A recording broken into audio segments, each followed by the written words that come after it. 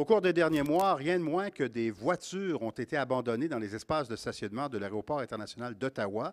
On en parle avec Patrick Foucault qui est sur place. Bonjour Patrick.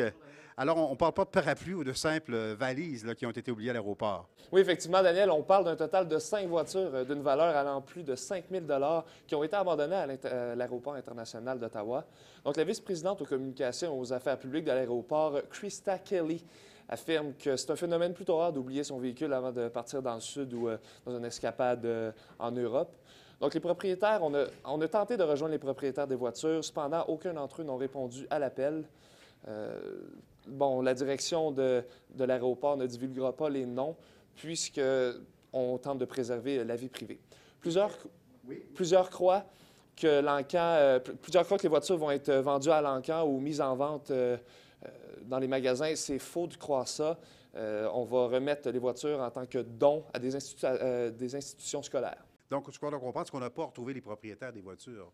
Non, effectivement, les propriétaires n'ont pas été retrouvés.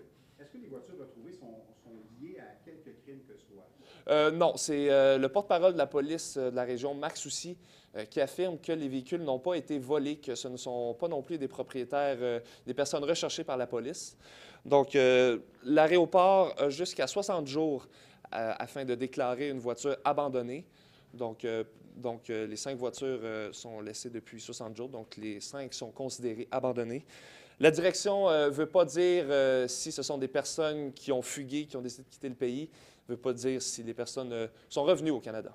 Donc, la direction refuse de dire pourquoi on les a abandonnés. Effectivement. On pense qu'ils ont... Merci beaucoup, Patrick, pour ces précisions. Je t'en prie.